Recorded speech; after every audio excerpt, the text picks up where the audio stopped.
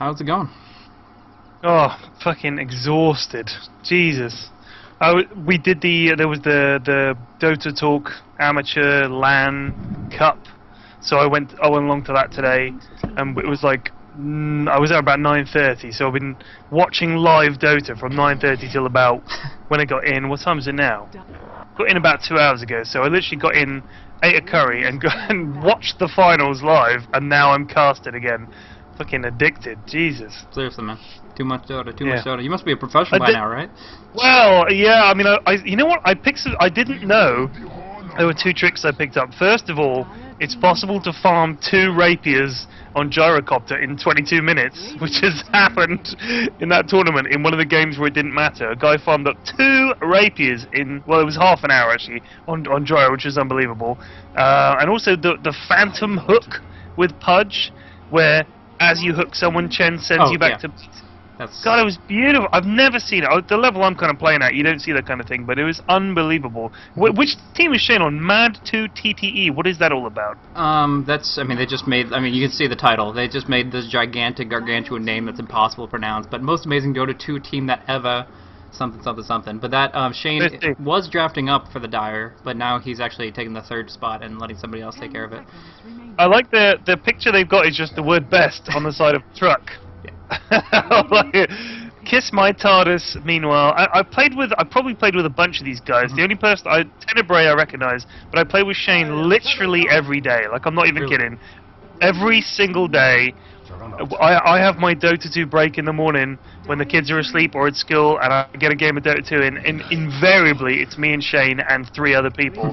Sure enough. So I play a hell of a lot. Yeah. But yeah. I think KMC changed up their lanes a lot because their names, because Exterminate is actually Fallen Elf. I know him, so I don't know the other guys what their aliases are, but they just changed it up for the. So they're messing around a bit. Okay, I get you. Yeah.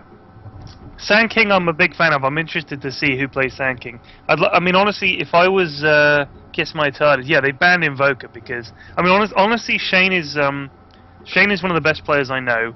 He's an excellent player, and when he is really like giving a shit and giving it his all, he's incredibly good. So, I'm glad. Honestly, the DotaNoobs guys should be delighted to have someone like Shane. I'm sure they are. Sure enough. Because he's just he's great. He's like one of the few times you will meet a player who is genuinely really good at the game and an unbelievably nice guy with it. So yeah, it's a great combo and rare. Very, very. So this is kind of the aggressive lineup that I saw actually in the first game that they did. It wasn't in the first of this matchup. It wasn't in the first of this one best of 3. But the first game that I casted for them, I forget what team they were up against, but they had Shane on the Night Stalker in mid lane. They had the Darkseer on the off lane, and I'm trying to remember. I think Kip Canope was playing that one, and then Sand King was picked up by Ulti Moose, and he played it as kind of like a roaming with a Venomancer, and just ganked up a mid lane twice, and then headed up top to help out a lone druid who was farming up against the bounty. So they have a pretty active, aggressive lineup for sure. Night Stalker is awesome for those roaming ganks at nighttime. I've played a team before where we went for the ultimate gank lineup, and Night Stalker is in it because he's ridiculously good at those kind of ganks and stuff. And I honestly think Sand King is probably one of the most underrated heroes. You don't see him picked in big games. I don't quite understand why, because to me he's got everything you need. He's got push with the caustic finale. He's got a stun that and sandstorm kind of, and then the epi. To me, he's got everything. I don't know. Maybe the pros, he's easy to work around. There's some trick to defeating him or whatever. But if I'm playing Sand King, I am a happy man because he is just the best hero to just. You could do so much with him. He's awesome. Yeah, I agree with you completely. He's one of my favorite heroes, honestly. He always has been. But a couple limitations as far as professional games. Comparing him to like Nyx Assassin, kind of the stun is pretty similar, but he has to throw himself into an aggressive position, which is not always the best thing for a low armor hero. As well, the fact of the matter is the Spike Carapace on Nyx is just so darn powerful up against AoE lineups when they accidentally stun themselves for 2.5 seconds, compared to Sand King doesn't really have that. The last thing would be the fact that he needs a Blink Dagger to really become a brand new hero in that sense with the Epicenter and stuff like that, and you just can't rely on that, him getting that 2,000 gold when you're getting pushed from all sides and that momentum's coming through. So I can see why he's not as active competitive, but I still think he should be like a little niche pick, adding a large amount of AoE damage, and of course, like you said, push and disable all across the board there. So either way, it's fun to see him here.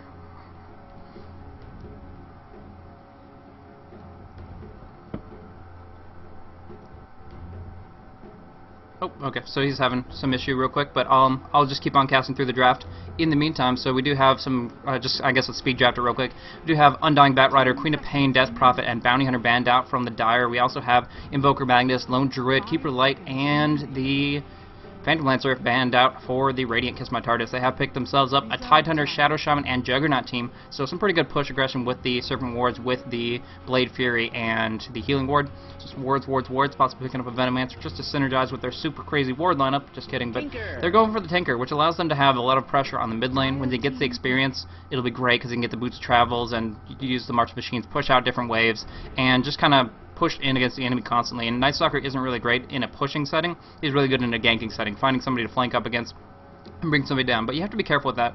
Not only Tinker is very squishy up against the Night Stalker, a couple Voids will bring him down to critical HP, but the fact of the matter is, if he gets caught out and tries to Boots of Travels away, you can just pop off the Void on him, and I guess you can try to Force Staff or something like that, but Night Stalker can gank up Tinker pretty effectively if he's not careful, so good thing to watch out for. But the Venomancer will go back on through. Like I said, Sand King and Venomancer played a lineup where they just kind of roamed around very aggressively and put pressure on the mid lane, and I think that's exactly what they intend to do with the Tinker. And Pyrion, let me know whenever you get back, that's cool. In the meantime, Nature Prophet is going to be drafted up, and don't know what else pretty much to worry about. That meepo, holy crap. Meepo just got picked up in this game, so that is going to be really interesting, especially in a DotaNoobs setting. This, again, the context of this is DotaNoobs.com. So Shane's playing Meepo. I think he's back. I'm not sure. Can you hear me? Yes, yes, I can. Yes, I am back. I apologize for that. So I'll drop this bomb on you. Shane just picked up Meepo. Yeah, I've seen his Meepo. Really? It is excellent. Yeah, he's got very, very, very good Meepo. So he's one of those heroes, like 99% of players who play him, you're going to say Meepo's a shit hero. But if you get someone good playing Meepo, he's ridiculous. Shane is great at the micro. You get, like, he'll do this wonderful thing where he sort of gets all 5 Meepos around whoever you're going for, and just poofs and does the nets and everything. He's an excellent Meepo. So this is a heck of a lineup. I'm looking forward to seeing what they do. The lineup on the left, KMT's is more of a traditional look in Dota 2 lineup. Lineup on the right is not quite. I mean, where's the like super hard carry there, would you say? I mean, honestly, they're just going for semis. They are going for the Meepo, going for the Night Stalker, going for early aggression. And I think their team is designed around getting momentum in the game where Meepo gets a little bit of advantage, maybe picks up Aghanims pretty early, goes for, you know, at level 11, starts ganking hardcore, and just builds up this huge advantage that it doesn't matter if they have don't have the carry, because they have just this so much else as far as ganking potential and controlling the entire game. But one question for you is, you said that Shane's really good at Meepo, but would you go as far as to say that he has OPA micro skills? Has who micro skills? OPA micro skills. Come on, man. OPA. Oh yeah. I'm not kidding. I've played a lot of games with Shane. He very rarely is not impressive to me, genuinely. Like his like the first time I saw him play Meepo, I was like, oh, that's how you play Meepo. Like, he's really good. He played competitive Counter-Strike, and I honestly think if Shane could dedicate as much time as it takes to become really good at Dota 2, I'm not saying he'd be like top tier pro, but I'm saying he could certainly be amongst this sort of you know, the sort of UK/Ireland pros. He could be comfortable in that scene. Because I was at the live game today, and there was definitely plenty of players there that I thought I've definitely played with better than this. So no offense to those guys, but Shane is an excellent player. So yeah, but keep a good eye on his Meepo. I'm not kidding. He's a good Meepo. Sure enough. So we do see a lot of aggression up on top, trying to get some early kills, but one weakness of Sand King, I gotta say, early game, but rank 1 Burrow Strike is terrible radius. The radius increases as you rank it up, but it starts out at 350 and goes up a lot higher than that. But at level 1, at level 2, it's just, you don't have too much to go on, really. No, it's pretty much worthless at the early levels unless you get lucky. Like the Sand King is one of those heroes. The earlier levels, he's tough to kill because he's got a reasonable little mini escape in Burrow, and he's got Sandstorm at level 2 or so, depending on the lane. So he's fairly tough to get an early kill on, but he doesn't find his true superbness until level 6 or 7, I think. He's a mid-game hero. Late game, when everyone picks up Pipe, it tends to tail off a little bit, I find. But honestly, some of the games I've had at Sand King have been awesome. He's a great hero. It's a great disable. You've got Caustic Finale for pushing lanes and when you need to stuff. So I think he's a great hero. But Juggernaut is a hero I've tried to play a bit and suffered miserably with. So I like watching people who are good play Juggernaut. So I'll be interested against Darkseer. Poor old Darkseer. By the way, I love laning him.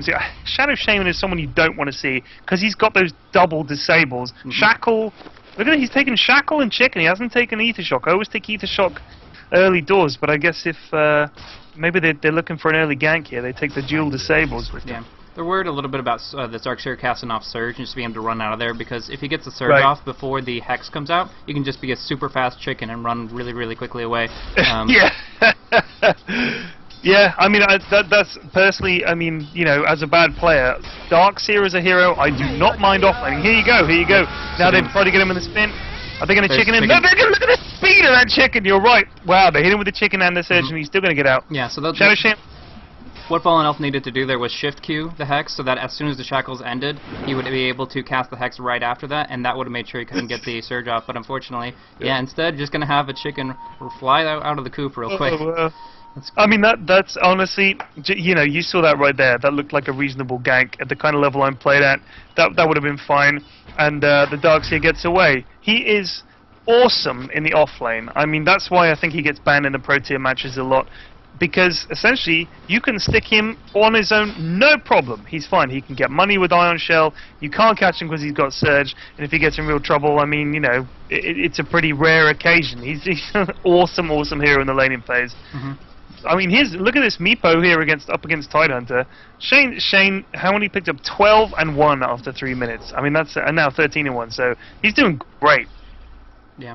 One thing I gotta mention though is that their supports aren't doing that great. Ultimus and Tenebrae have been roaming around so much. Look at their experience per minute. They're literally sitting at 0. Have not seen a creep die this entire game, and we're 3.5 minutes in. They have been avoiding the lane as much as possible, looking for kills. But as we said, the Brink 1 Burrow Strike isn't that great for initiating, so they need the Gale. And in general, they're using a lot of time and not getting much out of it.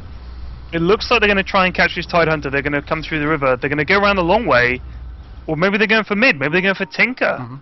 It's going to be tricky. Well, there's that Radiant Ward there, and I'm not sure if that's... I guess that looks like it's technically on the cliff. Actually, I'll just check the Radiant Vision. Actually, they don't see him up here, but they know that they walked there, so they have a generally good idea. And if they try to come in flanking from this position, there's not going to be too much that they can accomplish here. So right here, just kind of baiting them onto the tower. If he goes for the Burrow Strike, he's going to take a lot of damage. The Gale misses.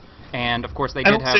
You see there, like, Burrow Strike level 2 or 3, he would have been able to burrow him, but as you said, level 1 Burrow, I mean, this is too early to roam. You cannot roam with level 1 Burrow because, like you said, the range on it is so short. I'm looking at it now on the thing. It's basically like a width and a half of a Sand King. It's like you've got to be in melee range. It's worthless for ganks. Gale, if it hits, I guess you're going to catch him, but he doesn't have boots. And he's not, he's got 300 speed. He's not like awesomely quick. Tinker's got a speed of 305. So technically, he should, if his reactions are quick enough, he's going to get away before we can burrow him. Yeah. So pretty much they're committing 3 heroes to just shut down this Tinker, and he's still doing alright with 16 last hits compared to Night Stalker's 10. So with that in mind, they're pretty much putting this all on the shoulders of Shane, saying, okay, well, you're going to have to super hard carry us as soon as you hit level 6, which he has. He's going to have that second meepo, possibly going to farm up stacked neutrals if they can provide them. But otherwise, yeah, he's going to have a hard time. Oh, did not catch that. But volume's too loud. It's cool. I will lower it. My microphone levels are incredibly loud. Let me change it. Okay. Okay, that will work then. Okay, there you go. Yeah, that's... Alright, that should work. I've halved them. So yeah. Also, yeah, I am generally louder in general, crap. but well, I'm making fun. There is going to be the first blood. They actually do get that Burrow Strike off that they were looking for there. And with that 2 meepos, Tidehunter was manning up a little bit too hard on the main meepo there, Shane, and he pops off a Salve and Tranquil Boots. We'll get up to full, but yeah, that allowed them to flank in with the Burrow Strike with the Gale and actually get that kill they've been looking for all game. Poor Tide. Poor Tide. Solo against meepo with 2 roamers. I gotta say, that's pretty tough. I mean, this jungler, maybe Nature's Prophet, he's only level 3, he's got teleport and Nature's Call. It's like they're relying on him to carry the game. I don't know, it's going to be, I personally think it's going to be very, very, very tough. Not just because Shane's a really good player, but because of the way everything's set up. Tidehunter, obviously, he's not, you like to get him in the off lane, get the early levels, get the early Ravage and everything like that. I mean, he's level 6 now, he's got Ravage, that's fine. But you're giving meepo pretty much free farm, and he's level 7 already, 30 and 1, got his tranks and 1,500 gold in the bank. Shane is going to run away with this. They're in big trouble unless they focus him down right now. I mean, Ravage is a great teamfight ultimate to be able to kind of negate that, but they still, they have to put pressure out on him pretty early on. One problem they have is that Nature's Prophet can't go for those big TP ganks and get a Sprout off. Right now he's sitting at level 3. He's farming very, very slowly in the jungle for having picked up a Basilius. Yeah. And he's just having a hard time with things, only sitting at 20 jungle kills, which is nothing compared to lane creeps. So really... Right. Now that it's nighttime, Night Stalker has that smoke up, wants to gank aggressively, and they're going to find some kills here, and that means that they're going to be more and more on the back foot. If they can find this Juggernaut, he's only level 5. He's at about half health now. If they can get vision on him, and they should be able to get him. I think they might realize something's up, or they might just get a kind of a funky feeling because they seem to be hiding out in the woods here. But yeah, the smoke's worn off. I mean, as you say, what level is Scorpion King now? Sand King, sorry. Scorpion King. He's still only got the level 1 burrow, so he's not going to be able to really initiate with that. Tricky one. Yeah, tricky one. It's more wasted time, actually, for Night Stalker. Luckily, I don't think it's going to matter too much because of meepo, and meepo is now level 8 and has 2 grand in the bank. I mean, you know, he runs. If you get a good meepo player in your average kind of game, they're going to run away with it, I think. So Shane is going to dominate this game. I'm going to call it right now. Well, yeah, that's PyrionFlax's prediction there. Kind of, I thought you were going to berate your buddy, but no. Have a lot of confidence in him and his potential there, but you see in bottom lane there is the Shackle is going to try to go for the Hex as well with that Blade Fury, but he does get the Surge, so just another fast chicken, just cruising on through. It's like the funniest thing to see in this game, I swear. Yeah, well, you know, it's funny, I had a game the other day, I was playing as Magnus, and I was killed in mid-skewer, and when you die in mid-skewer, Magnus's body continues the skewer animation, and you sort of slide this dead Magnus corpse just slithers across the ground through a hole. It was painful. It was agony. Yeah, especially if it's like max skewer, so you're like flying across the map, 1200 range. You're just like zombie catapult or something. I don't know, but it really was. It's ridiculous. So Shane is now getting lane experience and jungle experience. Like if you can get the micro. Meepo is ridiculous. Like he's one of these heroes that if you're good, he rewards you because you've got a disable, you've got the poof, which is great, and you know the better you do, the worse it gets for the enemy team. It's just a horrible sort of spiraling out of control hero. So I honestly, the funny thing is you wouldn't think to ban Meepo, but Shane can play. So yeah, it's tough. And he's doing this cool thing with stacking these creeps here. When he gets his 3rd meepo out, when he hits level 11, he will be able to just poof the crap out of those and be able to just AoE farm them to move towards level 16 that much more rapidly. So he's really doing a good movement, killing off the easy camp whenever he can with the easy meepo, using Tranquil Boots to sustain the HP, and then, of course, controlling his top lane as effectively as he needs to. The only thing that I don't like is how few kills are on the Night Stalker right now. He hasn't seen a single bit of action, pushing off the Tinker a little bit, but in general he's been trying to smoke and smoke and smoke, and he's still saying 0-0-0, so coming up short in that regard. But at least Nature's Prophet isn't getting any free farm in the jungle, always wary of what's going on there. Yeah, whenever I played Night Stalker, people are like, when the first night comes around, if you don't get a kill or two, you're basically way behind. But yeah, Tinker could be Tinker's dead here. Veno takes the kill. Probably should have left that for Night Stalker, but never mind. Well, Venom needs boots too. He's sitting at 940 gold, but doesn't have anything but some slippers. Just got out of bed apparently, but you know. Veno does not need shit. Like Veno is great right out of the box. I don't think he needs that many items. If I was Night Stalker, I'd be genuinely hacked off with Veno for taking the last hit there. It was an obvious kill. He should have given it to Night Stalker, I think, especially as a support. If you go and support, and Veno is like the ultimate support, you have to let Night Stalker get that kill. It does matter. I really think it does matter. So what does enraged PyrionFlax sound like when you're just really pissed off at somebody and you're like, oh, you're still on my kills? You sound exactly as you do in your videos, or? No, there's no enraged PyrionFlax like in a game. Actually, do you know what? I tell a lie. I had a game the other day, and it was just so painful. Shane was in it actually, and we agreed to say that it had never happened. It was that bad. Like it's the escape Ravage from Time. But the Gale clips him on the front end. Ravage. He's gonna die anyway. Why would you do it? Oh. If the Venomancer Gale hadn't hit, that would have saved his life. But unfortunately, the Gale just clipped him on the long range. I don't know if it would have saved his life. It's still nighttime. Night Stalker's a buttload quicker than Tide. He's got a stun. You know, I don't know. I think that's like if Veno's gonna die and he ults, it's like don't do it. Save it for the team fight.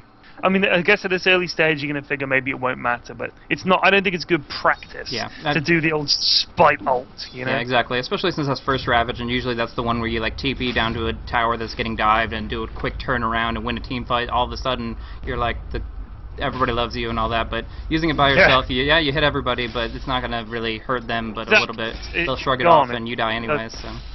It's just, it's a waste because you might need it and you serve no purpose whatsoever. I guess conceivably you'll do just enough damage that someone gets killed, but it's like a real long shot compared to, say, respawning, TPing in and having it ready. They have more smoke here on Venice, so I guess they're looking for another smoke gang. They're 3-0 up after 12 minutes. Let's have a look at, what are the graphs looking like? Well, a lot of advantage comes down to the fact, especially the experience part, is the fact that meepo has such a steamrolling, high momentum thing. If you don't shut him down, then he's going to get out of control pretty quick. So he's getting a lot of gold and particularly a lot of experience. Moving towards 1,500 experience, that's going to be really big, and get even bigger. As soon as he hits level 11, I know the first thing that he's going to do is hit up this Ancients and get his Aghanim Scepter out of it. Or sorry, not the Ancients, stacked neutrals here. So that's going to be big. So, with meepo, when it comes to shutting him down, obviously a lone meepo is not actually that scary. He's got, he's pretty killable. So, do you think that the trick? I mean, he now has 3 meepos. Do you think the trick is that they should be smoking and raiding the jungle themselves, finding that lone meepo, shutting him down, taking his stacked camps, stuff like that? Kind of, yeah. I mean, it depends on the skill of the player. If it's a bad meepo player, you can just, like, he's not even paying attention to one of his guys that he sent bottom lane or something, you just, like, focus it down, single target like crazy, get a Shadow Shaman to shackles it up, that kind of thing, which he's ranking up shackles over Ether Shock, and I kind of feel like if you're getting a 4-second shackles off, great, but most of the time that's just going to get stunned or silenced up, and you're not going to finish off that whole channel, so generally you don't rank it up that hard. But as far as shutting down the meepo, yeah, they have to find one out specifically and put out a lot of single target damage. The only weakness to meepo, all of his benefits, all of his ultimate and stuff, all of his offensive stuff is great. It's just the defensive aspect of one dies, they all die. It makes you very vulnerable because AoE will bring you down pretty quickly. Single target damage in general, they can nuke you. Nyx Assassin with a dag, and it's just pain in the neck. So those kinds of things, you have to just kind of catch him off guard, get one good setup disable, and then make sure that he can't poof out, because it's kind of like a nature's prophet with the poof. If he gets that full cast off, he's out of there completely. Yeah. I mean, Shane here is about to pick up his Ags. So yeah, he's already going to be rocking, what is that, 4 meepos, and then when he hits level 3 meepos, he's going to have a 5th meepo. Is that right? Yeah, exactly. He has 4 right now, or well, he have 4 as soon as his Aghanims is complete, which is pretty much any time he goes from the, he's got it on the courier, and then as soon as he hits level 16, he'll have a 5th, which is just ridiculous. 5 meepos, and the thing that messes with me is they each throw an Earthbind, and you could technically stun someone for 10 seconds if you wanted, or bind them, couldn't you? So you sort of, if your tab sort of targeting was perfect, that's ridiculous. That is ridiculous. Yeah, so if you, I guess you could call him like the best 1v1 hero. It's not really a 1v1 in the sense that there's 5 freaking guys right-clicking down, but yeah, if you set it up with one single Earth Grasp, which a lot of people get Blink Dagger to set up, then you can easily get every single one of them, Earthbind, Earthbind, Earthbind, over and over and over, and yeah, it's very, very painful. And one thing I was talking about... poofs in between as well, right? Yeah, exactly, more damage through that, not just the right-clicks, but also the poofs. And what was the other thing? I was talking about finding one meepo and ganking him up and just locking him down before he can do anything. Well, that's if you're going to be able to just completely bring him down. But if he has an advantage, as Shane has already acquired and has decent stats on his meepos, you can actually do kind of a turnaround thing. Yeah, you're focusing down one meepo, but those other 3 are a click away. All he has to do is just poof into it, and suddenly you're the one on the back foot getting a lot of damage incoming, and you're just going to get completely obliterated. Yeah, he should be a really, really, really scary hero. So why don't we see him picked in like the high tier pro matches? What makes him like just completely shut downable? There's a couple that do pick him up. There's Fnatic European No-Tail recently has played him in like 2 competitive games, I think the defense or something, and he's actually gotten a lot of popularity from that. But the fact of the matter is he's really easy to counter. Focusing him down, killing him effectively. I mean, he starts off, even with Aghanims, even with 10 strength and 200 health, he still only has 1300 HP. A single Shackles, the Omni Slash, you can bring down a meepo pretty quick, and of course the Tidehunter Ravage hits all of them, so when all of your meepos are half HP, what do? But now there is this engagement, there is a Burrow Strike coming on through on 3, and the meepos, oh my gosh, so much damage from that boop. The Ravage does come on through though, we might see a meepo die. Tanking first, meepo on low life, just needs one more right click, there it is, Anger Smash, and all of them will fall. So that team fight very much went in favor of KMT, peeling off the tanking and the meepo. I mean, the big problem they've got is, Shane's farmed up and great, but Sand King is still he's only level 4, Veno's only level 4. They're up against a level 11 Tide. Tide's going to take down Veno as well here fairly easy. Who's this TPing in? In comes meepo. So Tide's going to die, but essentially it's 4-4. If you can kill meepo, the rest of the team is not that hard to kill. Exactly. Juggernaut and Nature's Prophet should turn this around on Nightstalker, but of course he's going to run away. Nightstalker's only got Treads and Urn, whereas Meepo's up to Ags already. Yeah, this is all about if they can shut down Shane, which is, I mean, a tough call really, then they have a chance, I think, because the Sand King, he's only level 4, he is shut downable. I mean, he's not a factor at this stage, in my opinion, unless of course they can kill Tinker here. Yeah, they're going to try to. I think they might be able to. Just a couple right clicks from the Night Stalker. You can't laser him to silence him, blind him. So that's going to make sure that they can get the kill on him, which is always nice. They're shutting down his booster travels hardcore. I meant to say this earlier, but he's sitting at 1200 gold. He has not gotten anywhere near 2000. So he's in a pretty bad spot. And until he gets that global presence, he's really just, a normal. He has a couple nukes. He has some push on a lane, whatever. He doesn't really provide that much more until he can jump to and fro from the base and restore from the fountain over and over. In the meantime, the Juggernaut's doing pretty good. I'm looking at net worth. I'm not even sure if that the chart there is accurate because I'm not seeing that much gold on him, honestly, from what he's picked up, unless there's something that I'm missing. But either way, he's doing pretty well in the sense that he has gotten some good kills out of his Omni Slash there, 1, 0, and 2. Can't complain about that. But yeah, Shane is going to get more and more powerful as time goes by. This can't be right because the net worth is showing Meepo as 829 or 830, yeah, it's and Juggernaut as being the highest. That must be bugged because obviously Shane is the most farmed, I would hazard, I guess, in the game so far. He's going after Roshan here, of course, at the moment. Hoofing Roshan. In come the Meepos. Yeah. Generally, you wait till you get either a Blads or a Mech to do this, but, if you can micro it fine, you'll drop them a little low, but it won't be that big a deal. He's got tons of right-click damage, that's for sure, and getting an Aegis on Meepo, all the Meepos revive, of course, to full HP, so it's very, very powerful. That is sick. That's yet another reason how Meepo is sick. Like, when I was first started making the hero vids, people were like, I can't wait till you play Meepo, and of course I played it, I did a video with LD, and I was like, why on earth were people talking about this guy? This guy is terrible.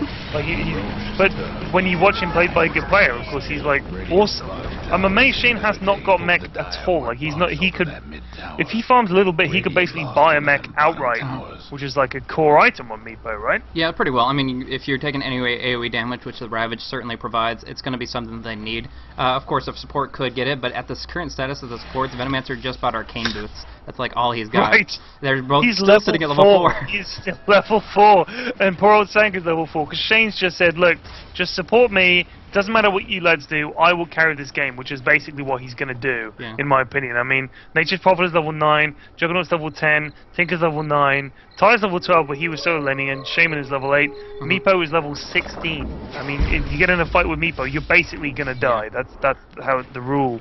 This game might be turning into like Meepo v5 right here. I mean, Dark's will help out with a wall and a vacuum, but other than that, it's really all about Shane, what he gets. And he does have, like you said, plenty of gold. He could buy the mech, since the supports aren't going to get anytime soon. But there's other really good items. The Blink Dagger helps him initiate really hardcore on a good player. You can actually queue up all 4 poops on your main Meepo, and then in really, like this is a 1 second time frame, do all the poops, and then blink on somebody, and then you suddenly have 5 Meepos in one spot, earth binding, and just completely destroying people. It's ridiculous if you get it off.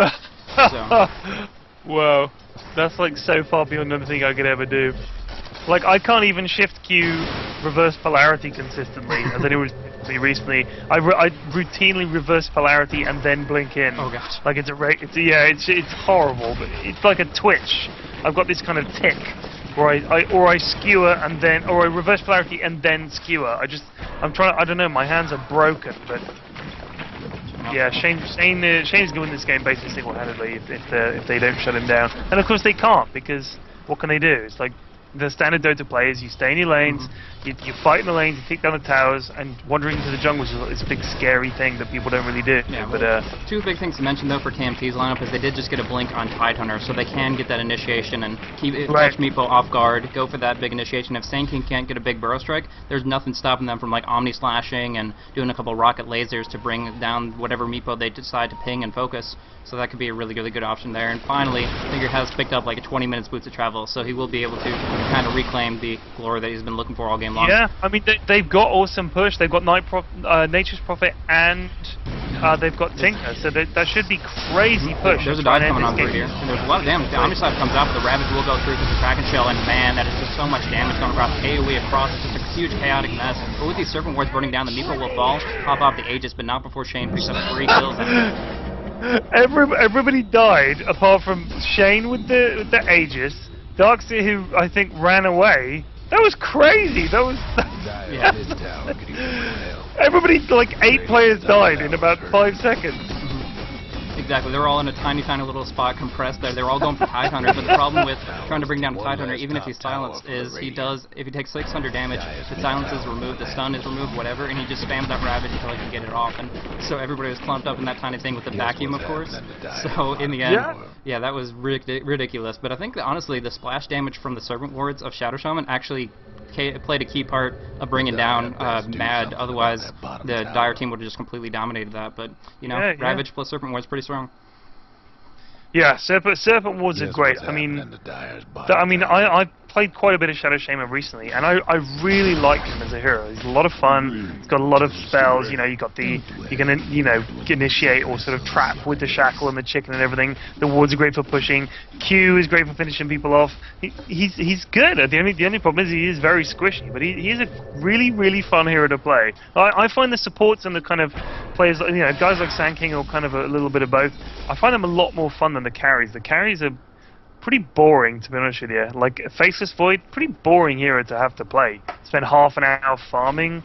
I mean, that's no fun to me. Yeah, you have to have a different mindset too. You have to like take solace in the little things. Say, oh man, I lasted every creep. I've done it. That's the best I could do. And did you see that mid? No, I actually did not. Did you see a blink Oh god, he did the perfect poof in on Juggernaut, and meepo just killed Juggernaut single-handed, just like instantly, poof, and then took down a tower. So he's going to take down this other mid tower as well. That was horrible. Up on top, though, they're trying to defend up against the Tidehunter and the Nature's Prophet. They're taking a lot of damage from Venom's ulti, but I'm not sure if it's enough follow-up damage. Shadow Shaman Wards will kill the tower there, and now the Sprout on out. Do they have the burst strike on in though? The Master will fall, and it looks like Tide's just going to be on the run on out of there. But yeah, meepo, relentless. He's going to go for another tower. 12 HP fortification, so kind of wasting the fortify there. But in the end, Shane takes it, and we'll probably just walk away with that. But you know, taking down that much, he's going back up to 3K gold, and beats me what he's going to buy. He has plenty of different options. Yeah, I mean, yeah, whatever he wants at this point, basically. Holy crap, he just bought a heart straight. He still has 1,700 gold left. He was just waiting for like a recipe or something. That is ridiculous. So now, one thing is with the Aghanim Scepter, he gets a much more bonus. I think I'm trying to remember if it's 100% shared attribute bonus with the Aghanims or what, but he gets almost all that strength. I think it is all that strength. So 40 strength given to the shared attribute percentage. So so the lesser meepos will still be secondary as far as health goes, but they're going to shoot up right here. You're looking at 1860. Now they're 2600, whereas the primary meepo is at 2900. So darn tanky. Even a rank 2 Ravage is going to have a hard time trying to bring these guys down. Yeah. Sand King finally level 8, of course. He's actually managed to get his FE, but miles off a Blink Dagger. I don't think he's going to need it, to be quite honest with you. It looks like they're going for a big fight. Meepo's, I mean, Shane at this point is saying, let's just push and win. Shane is not impatient. He's just he doesn't fuck around. He's like, right, we can win this game. Let's push and win. Sure enough. And there's really nothing that they can do. I think they're just gonna fucking own them here at this stage. Looking for. Why is he throwing those nets at Juggernaut? He knows he's magic immune. That's ridiculous. I think he's just trying to time it for when it expires because he has so many throughout. But Ravage does come on through as well. Some Omni Slash. Ultimus is gonna drop. No, let's get the Sandstorm off. In the meantime, Night Stalker sprouted up. Is gonna drop down. The Master picks him up. Right click. Full tech fall. Now looking for the Ninth Doctor, trying to bring him down. And walking through that wall will be very painful indeed. With those moves, he's definitely going to get dropped. So, double kill for Shane, bringing him up to level 22, compared to all these like level 10s, 11s, 12s, and 13s. Yeah, he has such a big advantage, and he knows this is the time to use it. I mean, the thing is with Shane is he's a really, really good player. It's almost unfair having him in these tournaments. I know he loves playing in them, but I mean, I don't know, he should cast or something because whichever team he's on is just, they've got a massive advantage. He's that good. If you can play meepo this well, I think you're way ahead of the curve. Sure enough, sure enough. I mean, even myself, I tried multiple times over. I have literally, I've played 11 meepo games in public matchmaking. I've won one of them, and that one, I don't feel I got carried, but it definitely wasn't all me, that's for sure. And a lot of damage coming on. All in else is going to get dropped so quickly. Man, that's just ridiculous there. But yeah, he's a hard peer to play. Not the offensive aspect, I can take that pretty hard, but microing so that you survive, you just die so easily, especially before like heart and stuff like that. But now that he has that big health pool, I mean, it's very little can stop him. 26 minutes in, he has heart, ags, treads, and $4,500 in the bank. Like, basically, he could buy a rapier at this point. Well, what does a rapier do on meepo? Does that back to nothing? No, it only helps the main meepo. It does bonus damage for him, but he just throw it away really quickly, most likely. So, yeah. I'm gonna say that's a shame, but I'm glad because that would be ridiculous. As a matter of fact, yeah, that would, but yeah, pretty much just stats are going to go over to them. So usually you get aura items like Vladimir's Mechanism or Type, which will do, the AoE healing aspect, and then you get big stats like Heart, Aghanim's. I haven't seen a Butterfly on meepo because I guess the evasion wouldn't help, but the agility certainly would. I mean, he could just, at this stage, whatever item he wants, he's going to get it in 2 or 3 minutes of farming, so it's tough. It's very, very tough. It's weird, actually, because I guess I quite like the payoff is meepo's awesome if you can play meepo. Like, I like that. If you're able to do it, you'll get the reward for it. Because he is very hard. Controlling 5 heroes is hard work. I don't care how easy people say it is. If it was so easy, I think you'd see a lot more people doing it. I hardly ever come across meepo. But when I do see someone pick meepo, I know I'm in big trouble. One way or another. It's usually either the best game of your life or the worst, but depending on exactly if they think they're amazing with meepo or if they actually are and whose team they're on. Those factors are very, very distinct. Shout out to my man G Boone, who thinks he's awesome with meepo, and I've seen some very good meepo games out of him. But he was like, Pyrion, you have to let me play meepo, and so it either goes amazingly well or it's just agonizingly horrible. I don't know if that's meepo or G Boone, but there it is.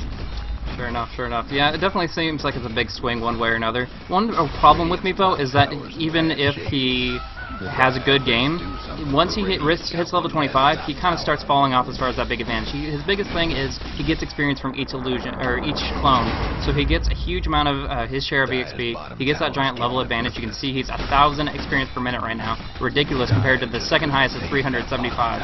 So he's tripling out everybody's experience, and now he's about to hit level 25, but after that it's all for naught. Now Tidehunter comes in with a big Ravage going across, and he is actually going to do a lot of damage here, but it's just too much. The meepo going to right-click on down, Juggernaut falls as well, triple kill for him, just right-clicking. He didn't even have to cast any boots or anything like that. He just batters down the racks, batters down the heroes. Just come and get me, is what he's saying.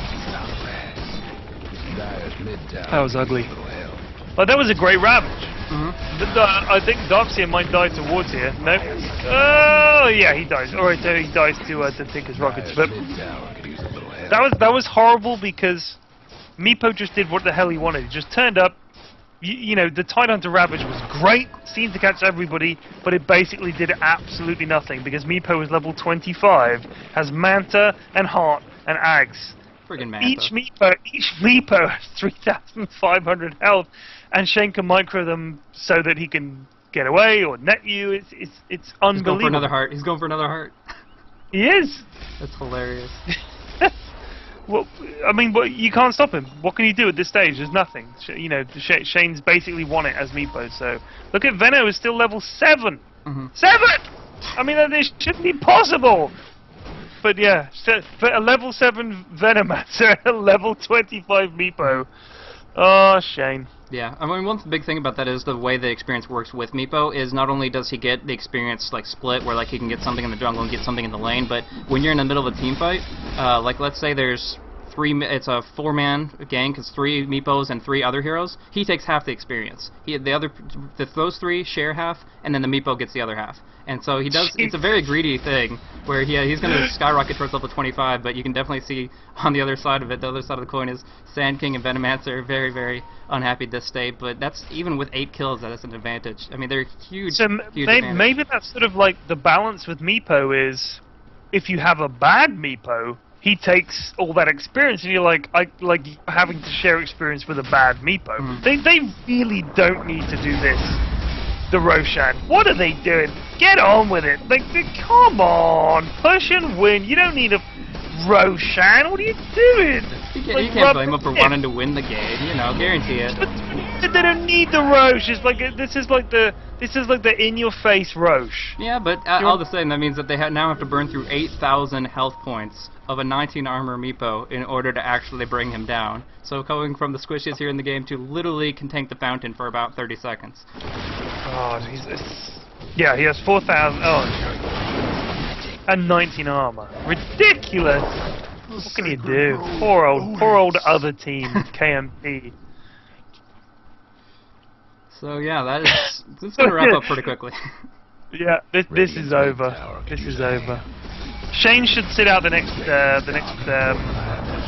of these. Thing is, I mean, he loves the DotaNoobs site, and I know he loves playing with the DotaNoobs, but he's just too good.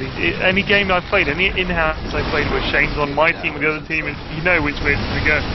Big rapids coming off underneath the serpent wards. They're going to try to bring them down, but there's just so much to work with the Hex and the Shackles on top of each other with a beautiful vacuum wall. As well as the Burrow Strike coming out through. They do bring down Meepo for the first time. No, he's still barely alive now. The epicenter of the serpent wards. Finish it off. He will come back up. He's going to be having all 5 ready to go and going to try to bring down Juggernaut right here. No, the Rax is what he will focus down really, really quickly. And they might as well call GG right now. They popped off everything right there. Popped off the Ravage, popped off every cooldown they had, but it's just too much. I mean, that was a really nice combo from KMT. They got the Ravage. They got they got everything really. They got the wards down in a good spot, but what can you do? I mean, you got the Meepo, and you've got to worry about Veno's ult. You've got to worry about Sand King's Burrow and ult. You've got the wall to worry about. It's horrible, and all that time, of course, you've got Night Stalker running around as well. Ugh, just painful. Where are they going? Finish the game! You know, they gotta wait for the next Ravage, make sure they have a fighting chance. Ugh. Nah, I have no idea. I guess he wants to, you know, hit the 1,000 experience per minute mark again. Can't fall behind there. He's got his Reaver, so let me think. What's he going for here? Reaver leads into. Wait, that's he's got 5.5 rounds in the bank. Sick. That's painful to watch. Alright, so he's going for another heart or a satanic, right? Either way, but yeah, it's obviously one of those two. But I mean, the satanic, only the main one gets it, so I'll probably just go for another heart because it's 40 strength compared to the 25. The 300 health plus the strength. So he's gonna go for like the 5k health Meepo, isn't he? That's what he's gonna go for. Pretty much exactly that. So I mean, you saw exactly what happened. They were able to bring him down throughout everything put on him, but all his teammates were still alive. The only casualty was Night Stalker, so they did bring down one guy, but you know, 1 mech and 5 Meepos with so much HP, they're going to survive on through it and be able to dish out that much damage after the fact. So at this point, you're right, it is something that they should end, especially since he is capped out on levels. There's no time like the present to try to push this down, especially when they're trying to farm up other routes. And I don't know, I guess Nature's probably trying to go for a Scythe, but you know, Sheep 1 Meepo, what's it going to do? Like, it doesn't even matter. Yeah, it's just, that ain't gonna save you. It's tough. I mean, you get into these spots. I love these games where it's like perfectly even, but it's generally pretty rare in Dota. I think it probably would have been a lot more even, but you have Shane on Meepo, and it's just too good. So yeah, what can you do? The moment I saw him pick Meepo, if I hadn't known, I would have been skeptical. Exactly. But I've seen him play Ravage, though. He's doing that was nice. It's not enough. That was nice, yeah, but at this stage it's like it's game over. It was nice though. I think it's good to get a good ravage in. That's a nice ward trap actually that took out Darks here. So well done, Shadow Shaman there. That was nice. But it's basically GG. They should call GG now because it's just wasting time at this stage. But never mind. Yeah, the top racks are getting pushed up the range up top, so we're just looking at these racks to fall real quick, and one way or another, the Mega Creep will certainly end at the time the bomb is ticked there. So nice action in general. Those Mega Creeps are assholes. Like, they hit so hard. Their auto damage is 48. That's like more than twice what a Treant hits for. Like, well, you don't realize how hard it is until you get hit by him. Yeah. I kind of think that's the point, bro, but yeah. It always surprises me, like, oh look at all this free farm. You turn up and it's like, damn! It's like something You do make a decent point though. Maybe they can make it like a different model for the Mega Creeps. Just give them like chainsaw hands or something. Just like look as bad as they are. 'Cause they don't look that much different. A helmet or something. Yeah, something so that like they glow, so that you know to run away. Because otherwise I'm like, oh cool, and then I'm like, ah! Why am I dying to creeps? And I'm level 18. What's happening? Exactly. Basic wave of meepos. Here we go with the GG.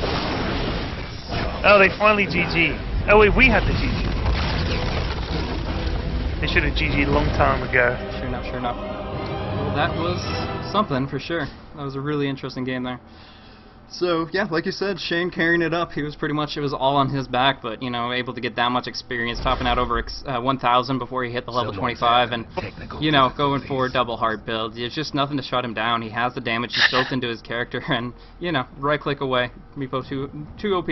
I think they need to nerf him, make him easier to kill or something, right? It's 15-1-6. I mean, the thing is, I honestly think, and this is no offense to the other players involved, Shane is without a doubt, in my opinion, the best player on the DotaNoobs sort of scene. So it is hard, if you're going to include him, to have a balanced game. I don't know about other people's experience. My experience is Shane is one of the best players I've played with. So it's, you know, he's him on a character he loves. And I know that Meepo is one of those kind of probably fond heroes of his.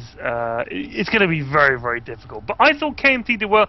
And you know what? If they weren't up against Shane as Meepo, some of the I thought Tidehunter played excellently. So congratulations to him. Some really nice ravages. And Nature's Prophet tried his best. Shadow Shaman, some good ward traps. But overall, you're up against Shane's Meepo. And other than that, the Veno, the Sand King, they didn't really factor into it in terms of levels. But they were there or thereabouts. You know, they helped out, good supporting. So yeah. I gotta say, congratulations to a lot of the players just based on how they win. Dr. Donna went up against 3 people, including a Night Stalker, for like 3 minutes straight in lane, and still didn't feed anything. Had the good wards. I was able to not only survive but do okay. And I mean, the boot travels were substantially delayed after the fact, but he did what he needed to do at that point in time, not feeding. And same with the Tidehunter up top. He was up against, I guess you could call it a Sand King Venomancer Meepo lane. I know there was a lot of roaming, but in the end, Sand King Venomancer, of course, having a lot of disable potential, and he didn't die once, but once in lane. I mean, it was just, he played very effectively, and he did that suicide lane, that off lane very effectively. So I got to give props to all of them and how they performed throughout all these games here. But I thank you specifically, PyrionFlax, for joining me on this one. This was really fun. No problem. As you know, I love to cast games, especially if it's people I know. It's even more fun. So, and it was a pleasure to cast with you as usual. So. Sure enough, sure enough. So yeah, that is going to be it. Yeah, because they won the first one, they won the second one, best of 3. So that's going to be it for that one. That was their DotaNoobs.com anniversary kind of thing. They've been going for 1 year strong, so they put a couple teams and kind of got them together to collaborate on this. But in the end, it's going to go towards Shane's teams there, the MAD2TTE, that nobody can really decide. The best truck. I'm going to go with that as their name. Either way, that was pretty awesome to cast, and I'm glad PyrionFlax got a chance to do it with me. Thanks, man. Alright, so that's going to be it for my cast today. Pretty much all set and done. We've got some cool games out. We've got some awesome Meepo play coming out. Open micro skills, indeed.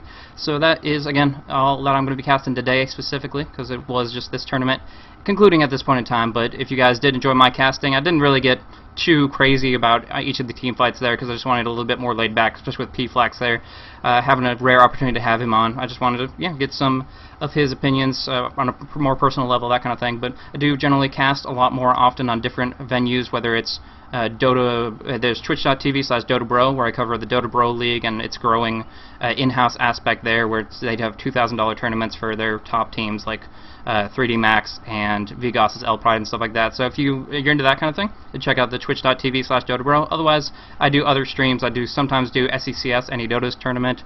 Other times I'm looking at doing the Dota Cinema one, but I haven't gotten contact back on that. But I do some of that on this stream here too. So either way, the best bet is to go for my Twitter, twitter.com/blazecasting. I always update when I'm going to be casting right there, and then upload my VODs to my youtube.com/blazecasting. So if you like that stuff, check it out. Otherwise, thank you guys so much for tuning in, and it was really fun to cast for you guys. See ya.